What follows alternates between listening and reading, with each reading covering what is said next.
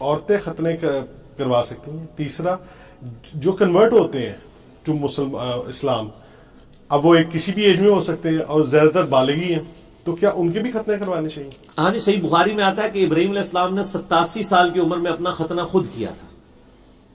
تو ختنہ یعنی سنت ہے. کوئی یعنی جوانی میں بڑا ہوا ہے تو ختنے کروا لے، اگر نہیں بھی کرواتا تو مسلمان ہی رہے گا، لیکن میڈیکلی اس کو کروا لینے چاہیے. وہ کر دیتا ہے. اور یار بواسیر کے بھی تو لوگوں کے آپریشن ہوتے ہیں نا، نہیں ہوتے؟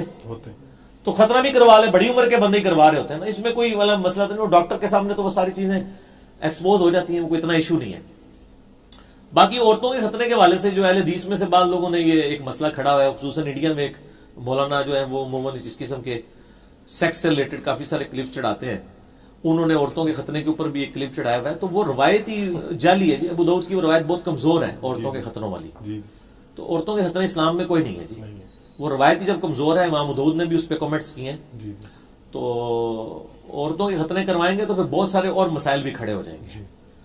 یعنی عورت جو ہے وہ کنواری ہے یا شادی شدہ ہے، اس کے فرق کے پوائنٹ آف ویو سے بھی بڑے ایشوز کھڑے ہو جائیں گے. اس لیے عورتوں کے ختنے نہیں کروانے چاہیے. عرب میں اگرچہ کرواتے ہیں لوگ، یعنی ایک ٹریڈیشنل ہے، تو وہ ایک ٹریڈیشن کے طور پہ وہ ان کا چل رہا ہے. باقی اس کا کوئی دین کے ساتھ کوئی تعلق نہیں. وہ جو ابو داؤد سے حدیث پیش کرتے ہیں وہ کمزور ہے.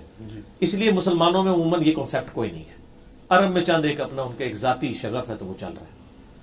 ایون امریکہ کے اندر، یورپ میں جب بچے پیدا ہوتے ہیں وہ پیدا ہوتے ہی ختنے کر دیتے ہیں. اور آپ کو پتہ ہے زخم کے لیے یعنی یہ یوریا جو ہے نا، یہ بڑی افیکٹو چیز ہے زخم کو خراب ہونے سے بچانے کے لیے. اس لیے بچے جب وہ پیشاب کرتے ہیں نا تو وہ پیشاب کی وجہ سے زخم جلدی ٹھیک ہو جاتا ہے. لوگ تو سمجھتے ہیں پیشاب لگنے سے خراب ہوگا زخم، وہ جلدی ٹھیک ہوتا ہے. اللہ نے نیچرل ایک پروسیس رکھ دیا ہوا ہے. ابھی بھی جب وہ آپ وہ دیکھیں نا، مین ورسز وائلڈ دیکھتے ہیں ڈسکوری پہ، تو اس کو وہ ایک دفعہ کیٹ فش پکڑتے ہیں نا تو اس کے ہاتھ پہ وہ کاٹ لیتی ہے.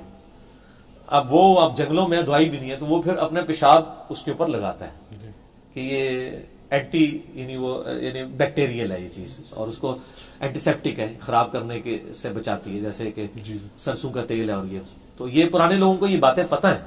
یعنی بڑی بوڑھیوں کو پوچھے نا تو وہ بچے جب پیشاب کرتے تھے ان کا پیشاب ان کے زخم پہ مل دیتے تھے. کیوں جی اسلام صاحب جی ہے نا.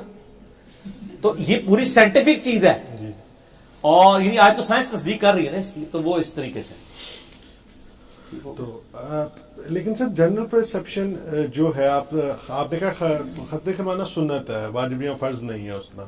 تو جنرل پرسیپشن میں اس حوالے سے کہہ رہا ہوں کہ جس طرح آپ کو پتا یہ جب افغان وار کے اندر یہ جو انہوں نے بندے پکڑے تھے مرے ہوئے بھی، یا جن کو پکڑا اور ان کو اس چیز پہ ڈکلیئر کیا گیا کہ یہ مسلمان ہیں یا نہیں کیونکہ ان کے ختنے نہیں ہوئے تھے، تو یہ تو کلیم اور جنرل پرسیپشن جو لوگوں میں بھی دے رہے ہیں وہ تو یہی ہے.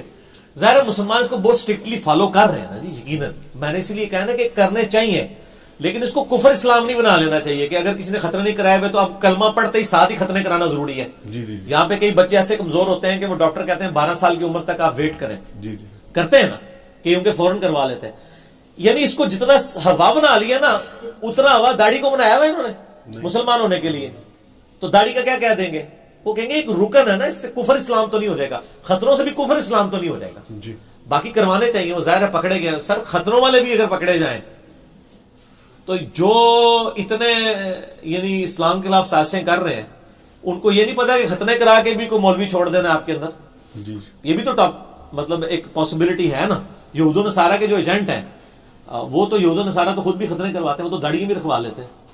اور یہ اکثر یعنی جو بھی حاکی آواز اٹھتی ہے اس کو فوراً یہود و نصارہ کے ایجنٹ یہ کہنا شروع کر دیتے ہیں. سر یہود و نصارہ کا ایجنٹ چیک کرنے کا بہت آسان طریقہ ہے کہ جو بندہ بھی یعنی میڈیا پہ آ کے کتاب و سنت کی بات کر رہا ہے نا، آپ وہ بات دیکھیں، اگر وہ کتاب و سنت میں موجود ہے پھر وہ نبی علیہ السلام کا ایجنٹ ہے، اللہ کا ایجنٹ ہے. اور اگر اس کی بات کتاب و سنت میں موجود نہیں بلکہ وہ انگریزوں کے دور میں لکھے ہوئے علماء کی کتابوں سے ہے تو آپ سمجھ لیں وہ انگریزوں کا ایجنٹ ہے. سر ٹھیک ہو گیا، تسلی ہو گئی.